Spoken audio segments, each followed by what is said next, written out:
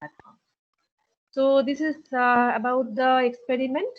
If there is any question, any query, you can write back to the email ID of the student as to what to do and how to go about it. And I often receive emails about even simple things like changing the course on AMP, but even that email is copied. So kindly, please do not copy each other's response to these the questionnaires. Be honest and accurate as much as possible. That is very, very important because, as you know, this is an experiment, an objective data, and is of utmost importance to us. So please be honest. And don't worry, none of your personal details. We only need name and email ID, but they will not be disclosed. They will just this is just for our own purposes. So not to worry. So this is about the experiment. And secondly, now the another thing is that the class size has grown between last class and today. I mean, it is now we are 90 plus, and that's a huge group. That's a rather big group to handle. And so what I will do is, initially I was planning like after every module, maybe there will be a tutorial or so taken by one of my TAs. But now it looks like we will need tutorials more often rather than once in a month sort of. That will not be adequate because so many of you, I may not be able to take all the queries personally and answer, and usme a lot of time will go in explaining and so on. So maybe every 2 weeks or 3 weeks at the most, I will ask one of my TAs to take up a tutorial with all of you. So how we will go about it? Probably we will divide the class into 2 or 3 groups. Let's see whatever is the most doable thing. Maybe 2 or 3 groups so that he or she can explain to you all the smaller details, simpler details, as well as update you about research that was there, some seminal papers, some recent updates on this research in these areas, and all those things. So those things will be taken care of by the TA. In the meantime, what you can do is I will try and answer the queries in the class as much as I can. However, if there are, you can also do one thing. You can prepare questions. You can prepare your queries and feedback and further clarifications and so on. Keep them at one place and collate them, and you can send them to me. I will accordingly hand it over to the TA to take care of during the tutorial classes. Okay, so this is how we will go ahead. These are the two announcements that I needed to make. So if there is anything about this, you can tell me. Otherwise, we start with the class.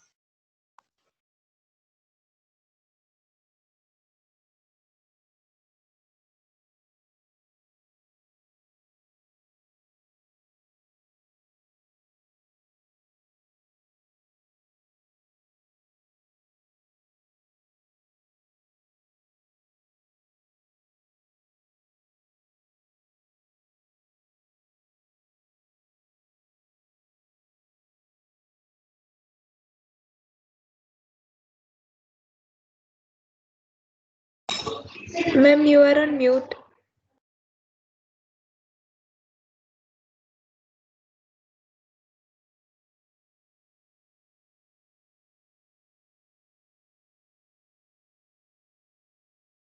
Oh, I don't know how I muted myself. Anyway, so can you see the slide? Let me know if you can see. Yes, ma'am. Yes. Okay. Thank you. So we were talking about the various outcomes of language contact. People coming their languages.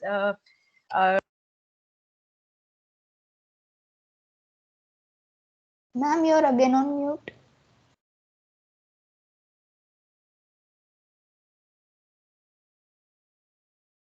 Give me 1 second. I have to.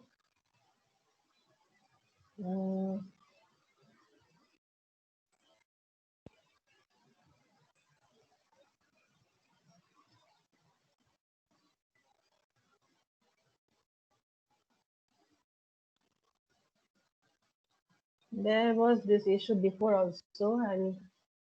Just give me 1 second.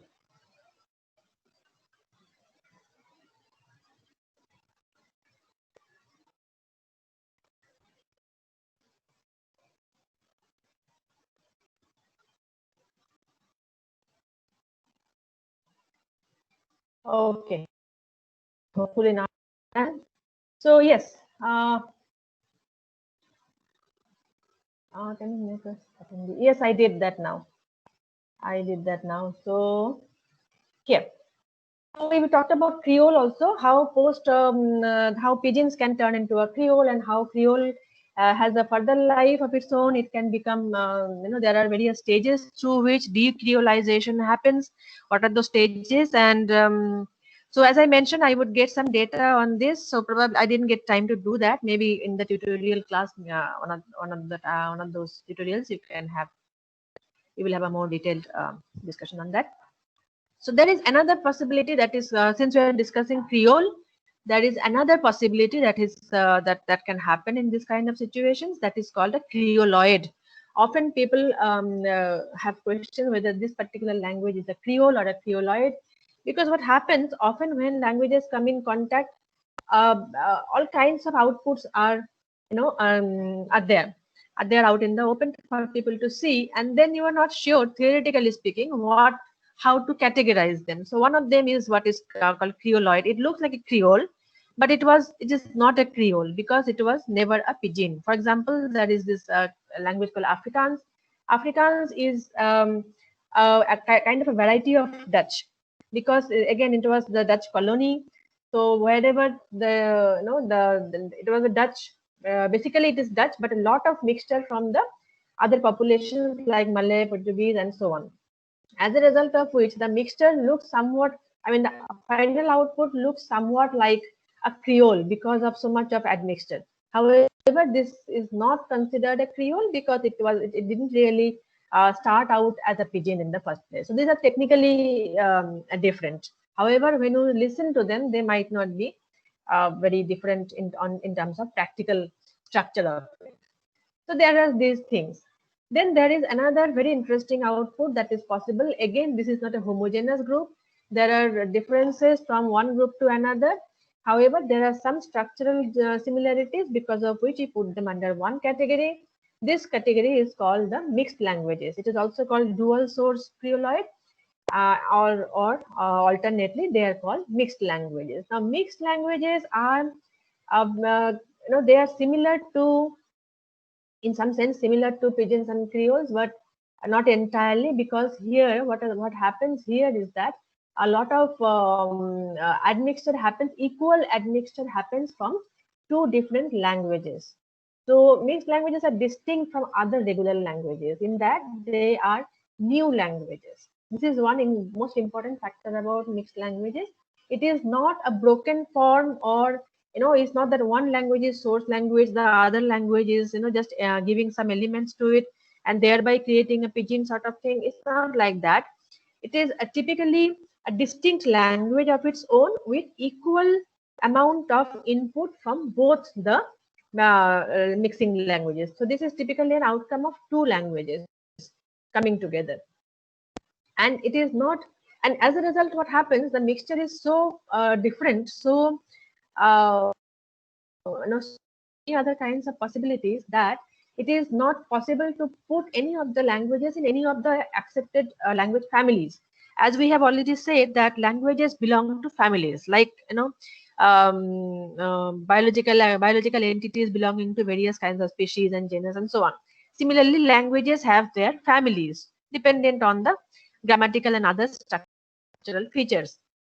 However, mixed languages cannot be put under any of the language families of any of the donor languages, because the mixture is so different. Ultimately, it does not resemble any of the initial languages. And as I said, this is a mixture of elements of two languages almost in equal degree.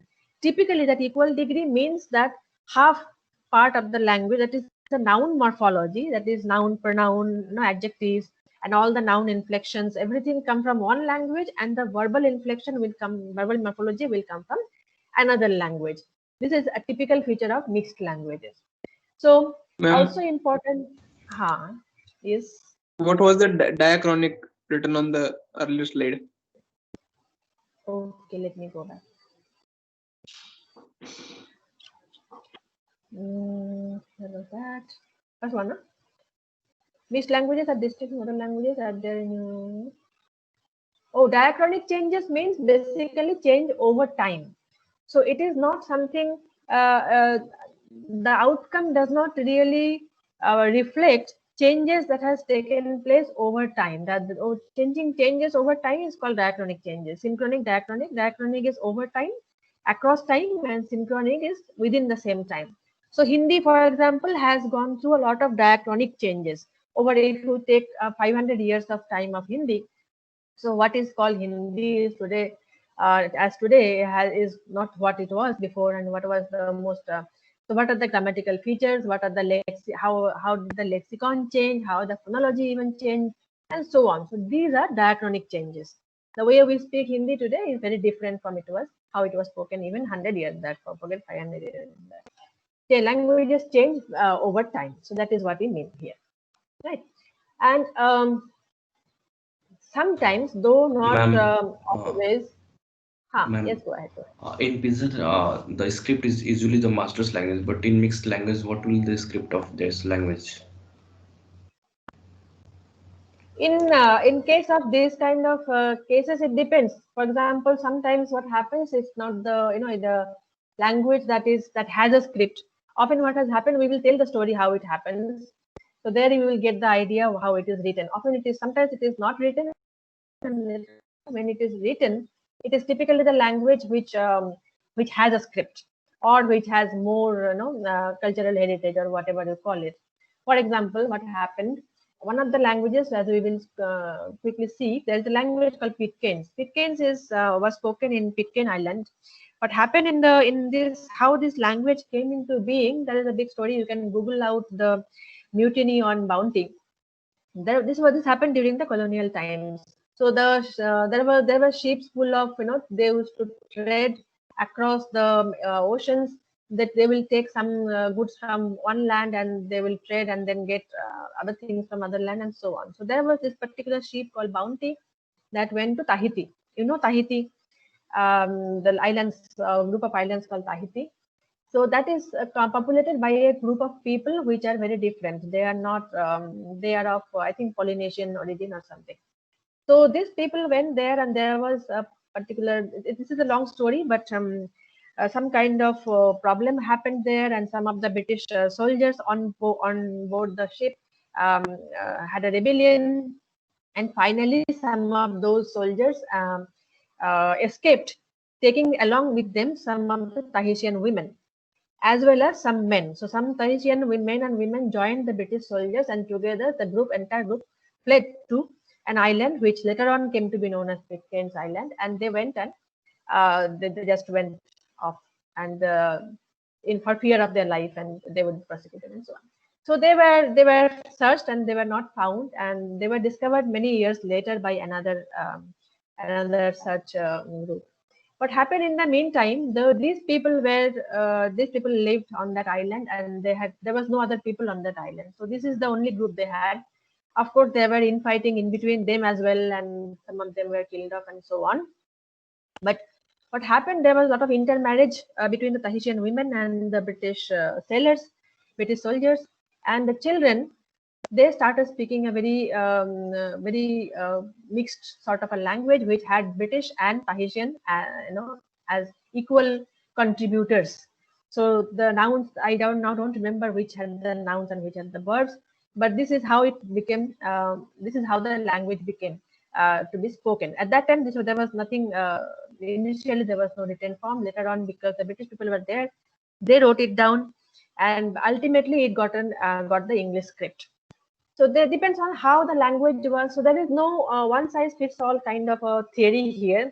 It depends on how the language came into being, who are the people, which language has more, this kind of tools to make them visible to the world, and so on. So that is how it really works. In case of Pitcairns, it was English, or many other languages. For example, Spanish-based languages will have a Spanish script, and so on. So sometimes these languages are also intrinsically connected to the formation of a new ethnic identity. I think ethnic identity is what textbooks call it, but I think that is taking things too far. But yeah, a kind of a new identity, racially, ethnically speaking, at least a group identity, because the children of Tahitian women and British men are neither Tahitian or British and 100%. So that way.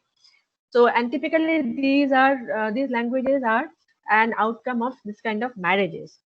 And another important factor of mixed languages is that these children speak that kind of a mixed variety because one of the contributing factors is that the language, they do not have access to any of the languages native community. So the Pitcairn Island was a far off island, marooned. I mean, there was no connection to the outside world, and so on. So the children did not have an English community to go learn the English language, and for some reason, this was not also made mandatory or whatever. So this or the Tahitian community and so on. So this became a necessity in some sense. This is also typical of many other mixed languages, though not always, but many of them.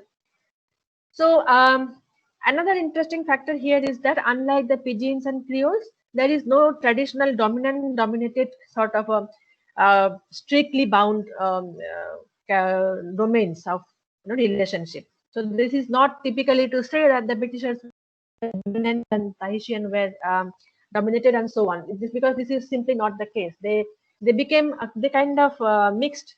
This was a mixed group with depending on whoever was powerful at particular given time moment of time. So sometimes Tahitian men also were powerful in the initial stages. Then gradually there was infighting and all that. So there was no long-term dominated relationship um, uh, to affect the language formation. So these are some of the very unusual sort of background that has created some mixed languages in the world. Of course, this is not by any means a common thing that happens, but since there are, we are talking about them. So this is one Pitcairns I've already talked about. Pitcairns became the sole language of the community. I think Pitcairns Islands are now officially part of either Netherlands or Australia. I'm not sure. I think in Netherlands, or is it Australia? I don't know. So this they are now. In fact, there is a community of people, of course, who now speak more of English, but they have a different identity. And there was in between, I read something about they're fighting for their unique identity and so on. So this we have already discussed how the mutiny on Bounty and Tahitian men and women together went off to hide from the Royal British Navy. This is another language and another mixed language that came out of a marriage between the descendants of French Canadian fur traders and Amerindian women. So basically the Cree women. Cree is one of the groups, one of the indigenous groups in northern America and Canada. So these French Canadian fur traders were moving from one place to another. So their trade took them places, and eventually they often they married Cree women, and then again they moved on. It's not that they went to Cree areas and they settled down there. They married women from there, and then they moved on. As a result of which, the children that grew up were far removed from both the French and the Cree communities, and as a result of which they spoke a different language altogether, which had very serious admixture of both the languages. And as it happens in case of wherever there is an involvement of children in the development of language, there will be there will not be much of simplification. Rather, there will be various kinds of grammaticalizing of various kinds of complex notions, which of course goes back to what we call universal grammar, but we are not going there. So if children are learning a language, they will of course bring in their own input to it. If you have noticed any small child learning to speak, you will see they make their own rules. It is only much later that they realize that some rules may not really work, and they kind of adjust. But the rules, so bringing rules into a language, it becomes natural. It's natural to children, and they do it all the time. So similar things happen in case of this kind of children as well, mixed language speakers as well. So they are both removed both in space and time from the ancestral languages and their cultures. So this particular Cree and French mixture is a very remarkable language. There are lots of textbook examples. I have added one here, but later on we will give you more examples and more sources here to find out from. So all the verb phrases are in Cree and all the noun phrases are in French. So this is one example that I have quoted from a book. This is how it is. So the first part is of course French, la femme, and then this goes michi mignon, and then la petite. So this is from petite. Petite is a small person. So the woman, and then the middle part. Now another interesting thing here that is happening here is that many of these languages, and this is true of many Indian languages as well, what happens, a word is not simply a word, it is almost a full-fledged sentence. So this particular phrase, it looks like a word, but it's actually a phrase. This has all the information necessary. The root verb here is to hold, but it also has the particles that tells us who is holding what. So the woman is holding the child, right? So the woman is already mentioned, la femme, and then she is holding it, the child, the kid. I think that there is a typing error here. So the French, then Cree part, and then again le petit, the small one. So the child, the woman is holding the child. This is how it really works.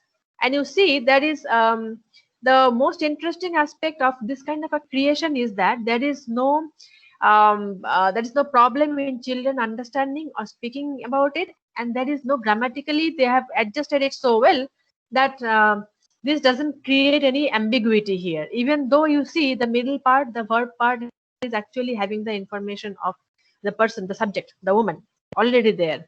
Still, this is how it really works out, grammatically speaking. So this is just a small example of how a mixed language may look, and what we mean by noun phrase from one language and verb phrase from another language.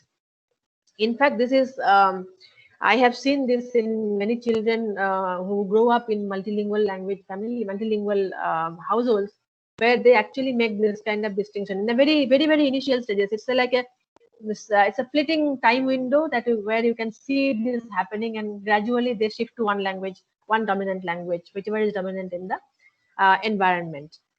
However, for mixed language kids, this is how it remains, and they bring in their own complexities, and there are various kind of grammatical factors into it.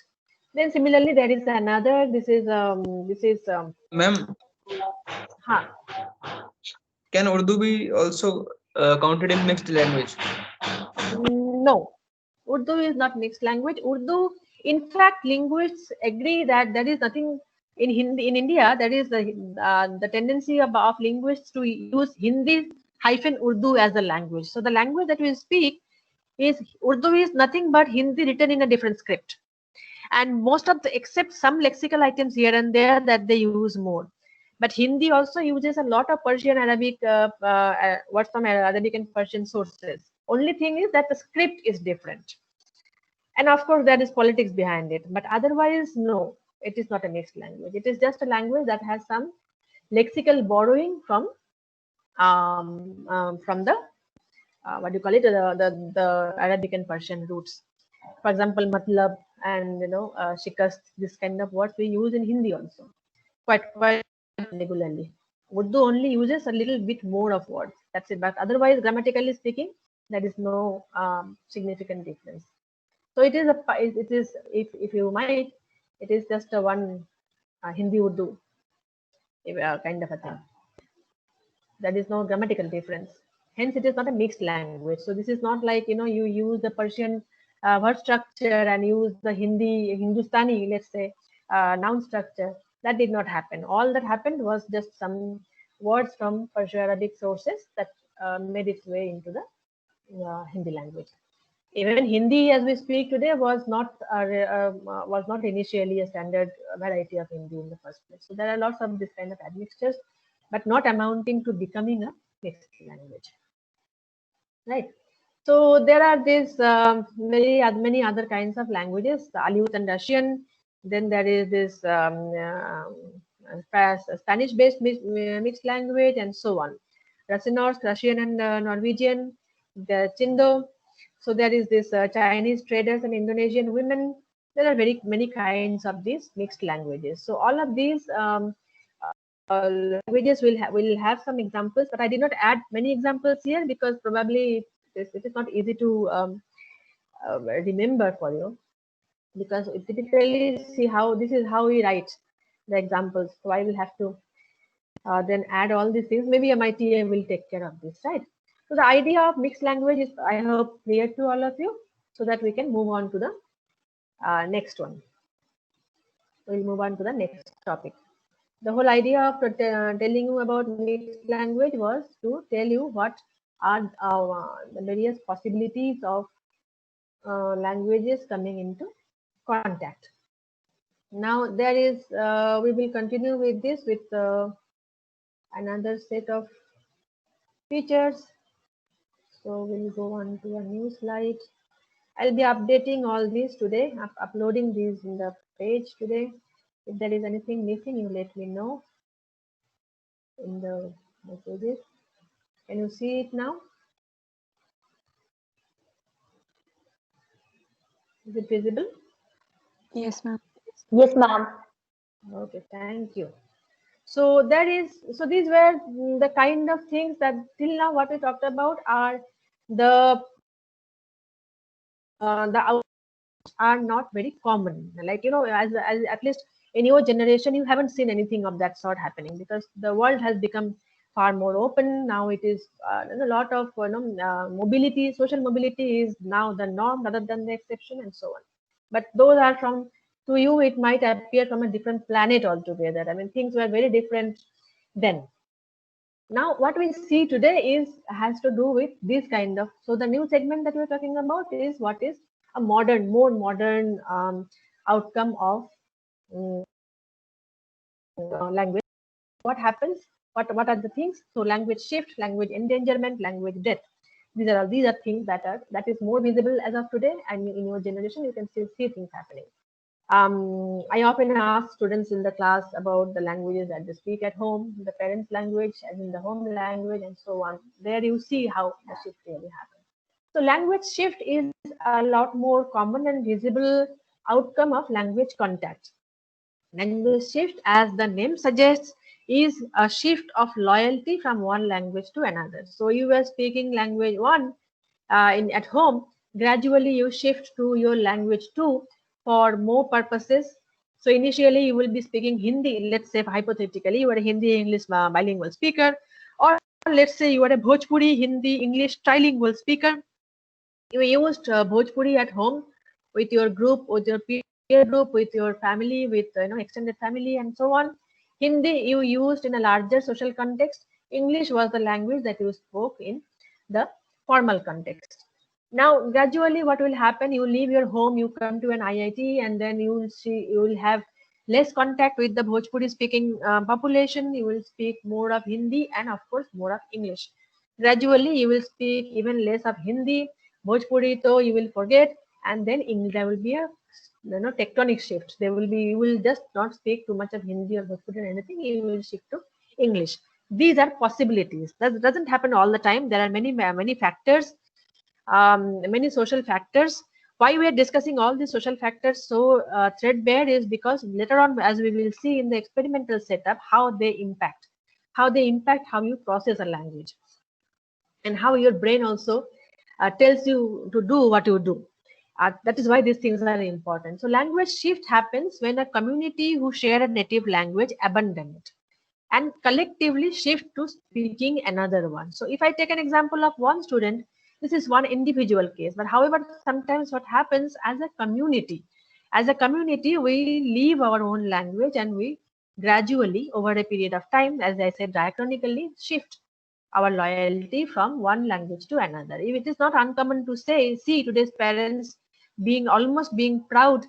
Like in my generation, I have seen many of my friends also, being proud that their children do not speak the native language, मेरे बच्चे को तो हिंदी आती ही नहीं है, पढ़ना तो बिल्कुल नहीं आता, she is very bad in Hindi but English में अच्छा नंबर लाती. So this kind of things also become a matter of a status symbol, that you don't know your own language. Why does it happen? Of course, there are many factors. It's very difficult to really pinpoint one and blame somebody, but this is a reality that is there out there for you to see. I even had students in my various BTech courses where they claimed English to be their first language.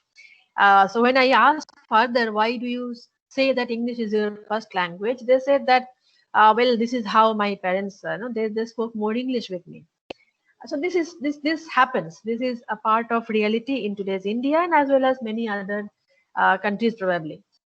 I don't have much data from other countries, but India, yes, certainly. All communities have this, at least in the urban scenario. So this is a reality. Language shift is a reality, and typically this happens when the native language or the language one, that is the first language, has a less prestigious status in the society. So it is not the language of power. It is not the language of opportunities. It is not the language of financial gain and so on. So whenever two cultures, populations with different languages come in contact, shift is a possibility depending on how you maneuver the social hierarchy, the subtle hierarchical structure. So sometimes who shift are the weaker group. Typically this is the weaker group, but sometimes that is the more powerful group also shift, but that is less visible. Typically it's the weaker group as in, as I said, whoever is has less access to power, either financial or administrative or political or whatever. So there are many reasons. However, language shift is always preceded by multilingualism. So that is, it doesn't happen that till today you are speaking Hindi, from tomorrow you start speaking in English. There will always be a stage in that shift when there is a particular amount of time window where you will be a bilingual or a multilingual. You will be shifting between languages. You speak English at outside, you speak Hindi at home.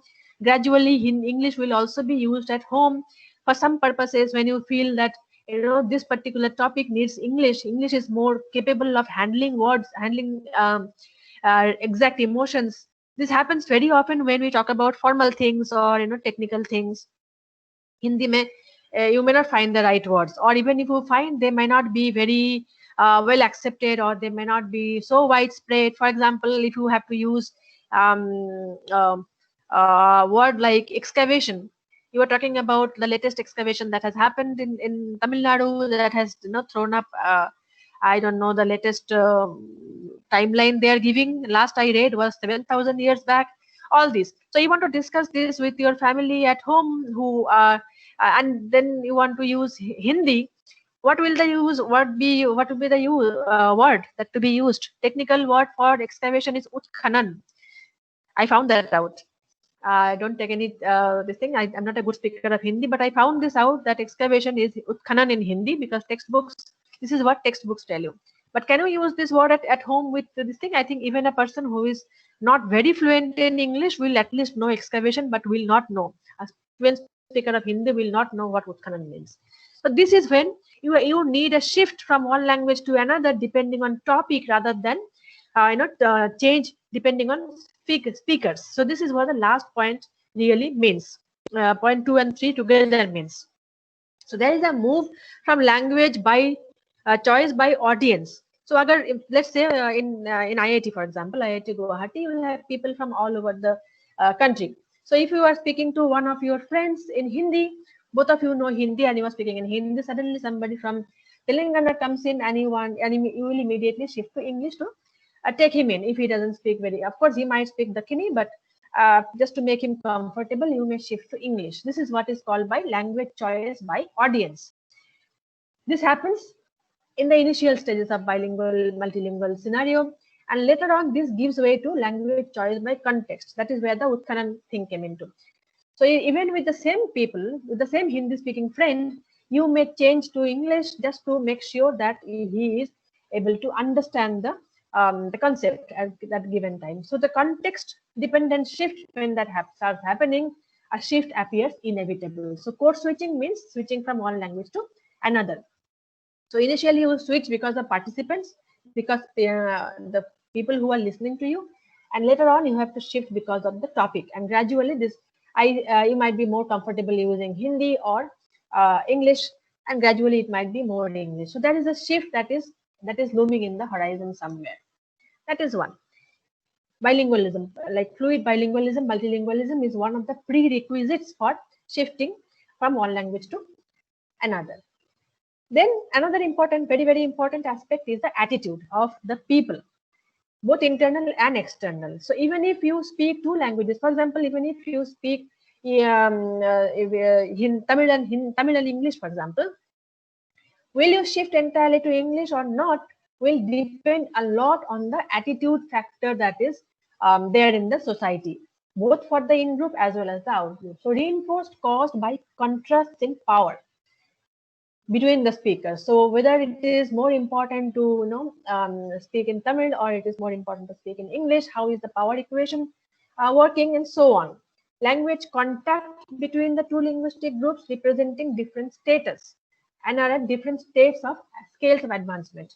So for example, there is if I may, there is a possible comparison that between a Bengali English speaker versus a let's say give an example who is more likely to shift.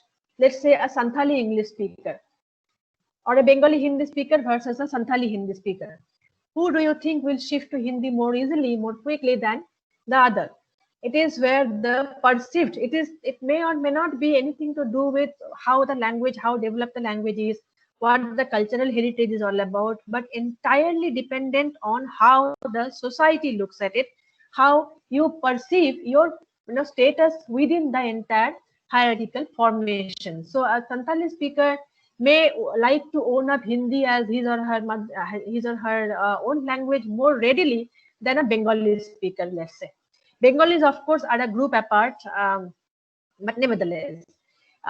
So this is what we mean by the perceived difference in the social status and the hierarchical in the hierarchy, social hierarchy, and different scales of advancement in terms of social as well as technical and financial, economic advancement. So all these things play a very, very crucial role, and that is why you see some groups shifting very quickly, whereas other groups do not shift quickly. Then feeling of cultural inferiority also results in eventual loss of language and culture in question through a process of cultural assimilation. Now this is again, there are two kinds of forces that work. Two different kinds of forces are at play here. On the one hand, it is the native, let's call it native or first language speaker. So on the one hand, the language that is perceived to be weaker is how they look at themselves, how they look at their own language, how they look at the economic and social opportunities that their language provides versus how the dominant community looks at it. So there is a what do you call it?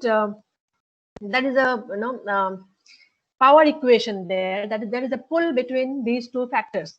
So whether you are able to resist the power of globalization in some sense, globalization in a smaller context as well. So Hindi is considered a killer language in Indian context, in many Indian indigenous language context. English is considered a killer language in the global context. So on the one hand, English is trying to enter into our life at every level. However, at the same time, the resistance you offer depends on how you look at it. So there is this kind of a power tussle at play, very, very subtle power tussle at play that decides whether the kind of attitude you will ultimately reflect in your language, choice of language. And this also, interestingly, will reflect in the experimental setup, as we will see later on. What you leave and what you cannot leave behind. So all these things will be very, very important in terms of deciding whether you shift. Now, once you shift, what happens to what you left behind? If you have shifted from Hindi, your loyalty from Hindi to English altogether, which might happen, However, it may not happen as well. As I said, there are all kinds of powers, all kinds of subtle power equations that play their part. So on the one hand, when many of you will shift to US, as typically happens after your BTech, you will get into some job, or you will go for a PhD or whatever. And once you start living there, you will speak more of English. However, sometimes what happens, your accent will change, everything will change. However, sometimes when you are in a different community, some kind of identity factor makes you retain your language, retain your cultural identity, and so on. So that is another possibility. In any case, if there is a shift, then there is also there is also a possibility of language death. Though we will not take this up later on, later in the course, but since this is a very important thing that linguists have been paying their attention to, let's just talk a little bit about this. Language death happens when total shift happens. Language, you shift from one language to another, and the language death is an extreme possibility. The complete disappearance of a language, typically it's a gradual process. Gradually, it happens over many generations. Slowly, it's a slow and sure death that happens. However, sometimes quick, much more quick end also comes in case of genocides. So reasons, what are the possible reasons? Speech community is in physical danger. Physical danger as in groups can be wiped out due to some kind of a physical catastrophic natural reasons. That is one possible factor. Another, which has been typically a major factor in wiping out languages from the face of the earth, is genocide. This is closely connected to the colonial period. So Native American languages, the communities were wiped off either through military means or by spreading diseases. So what happened? These were communities that had no contact with various kinds of diseases. Europeans came there and started getting in contact with the local people, and as a result of which they spread diseases for which the community had no immunity, and as a result mass death happened. Lots of like communities after communities were wiped off, and of course they were also killed in combat. So, and side by side there was strict regulation put in place that you cannot speak your language. So this is the second group, where direct confrontation or slow process of spreading diseases would wipe out communities, and as a result their language. Then shift in lifestyle that sees a shift away from the traditional way of life, which is central to the identity of the group, also contributes to the death of language. This is a case where this is what has happened to many Indian tribal languages. The most crucial example will be the tribal languages of Andaman Nicobar Islands. Nicobar not so much, but Andaman Island, yes. Andaman Island had a lot of tribal groups which have been, of course, they had been, there are all kinds of things that happened to them, genocide included. However, whoever was left gradually shifted in their lifestyle. They had been removed from their traditional way of life in spite of government's best efforts in maintaining them, but there was a shift. This is inevitable when they come in contact with us. So then gradually they don't anymore speak the language. Last I knew, my PhD was on these people, so I have first-hand experience. When I was there in 2000, the tsunami was in 2003 or 4. So right after the tsunami, I was there in Andaman. At that time, there were 50 people alive. The entire community consisted of 50 people, and with the last good speaker of the group dying a couple of years back, the language is gone, almost dead. And of course, marriage outside the community. This group again, only the eldest group was pure blood, Andamanese, but later on there was a lot of mixture, and gradually the children did not speak the tribal language. So these are various unfortunate situations where languages perish. Groups, communities, cultures, and languages perish. You may wonder why we are so worried about it. In fact, I have been getting feedback from various BTech groups over the years that this is not a really bad thing to happen. After all, the world has become a village, global village, and it is better that we all of us speak one language. Life will be very simple. But linguists don't always agree, and in so much so that UNESCO also took this into account, and they have come out with this list of the categories of languages dependent on how endangered they are, and this is a list that you can look up later on. We will not discuss much about this since we will not be focusing on this later. Why bother? Again, the debate can go on and on, of course, but the primary factor here why language deaths need to be saved, language deaths should be prevented, is because languages are not just a tool to communicate, but they are also carriers of messengers of general and cognitive processes at work. This is also a part of the cultural heritage. With loss Ma'am, of language, yes, ma'am, yes, go suppose ahead. after the excavation or in archaeology, you get a new language that was extincted very long time ago. But after some research and decoding of the language, some people start to means understanding that language. Should it be called extinct language right now? Means after researching on that. See what happens typically. This is a very tricky question, and it can open a Pandora's box actually. And what happens, excavation karke you find a language, and then you initially people will not speak it. Speaking takes a lot of time, but initially it will be restricted to some researchers who will find this out and who probably will be able to decode, and so on.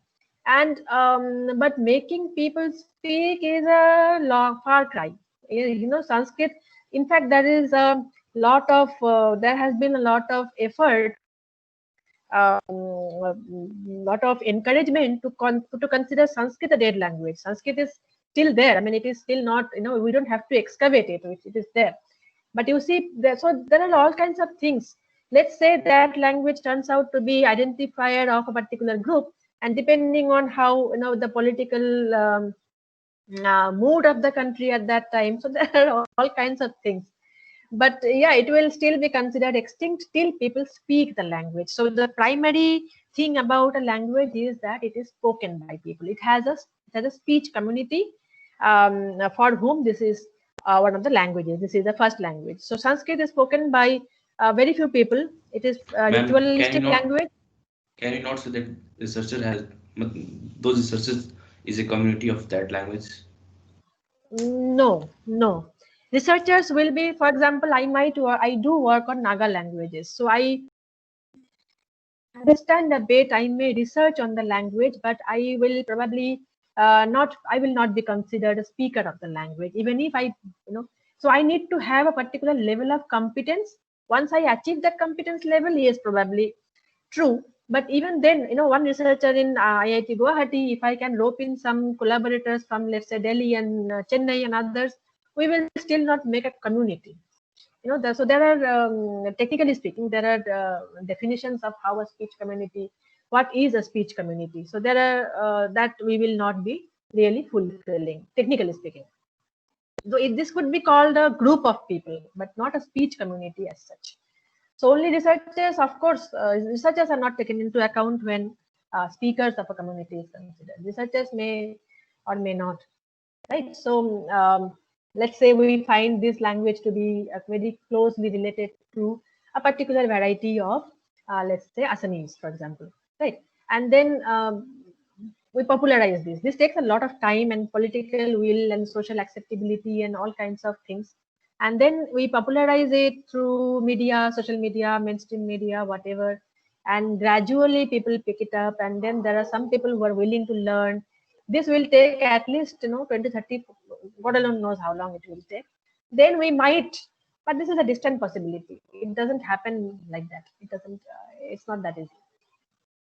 Okay, I think I have answered your question, and we have also, the time is also up. So why bother? You can just look at it. This is, I mean, there is a whole domain of linguistics nowadays. This is called endangered language research, and this is a very, very hotly debated area as to why should we try and stop language death, and how, if at all, some languages have For example, to answer your question again, Hebrew was considered dead. Sanskrit is considered. I mean, there is a big lobby trying to declare it still dead and keep it there.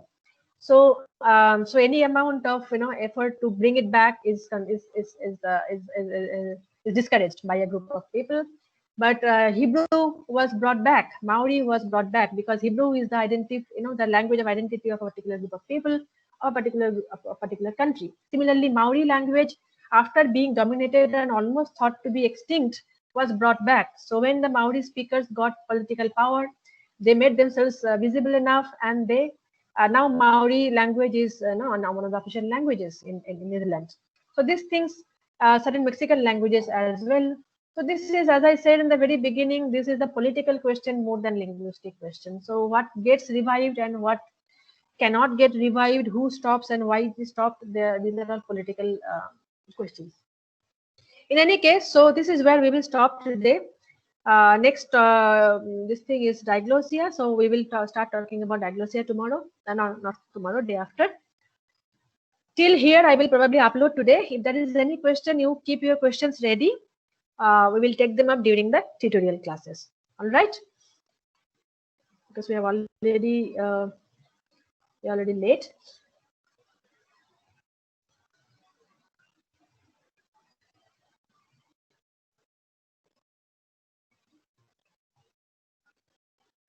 All right then. Okay, another thing, if I have missed out on adding any of you who are group teams or in Outlook group, do let me know, because it's now such a big number. I might have missed one or two here and there. Please do let me know. Drop me a mail. Okay then, chalo. Ma'am. Huh. Yes, go ahead.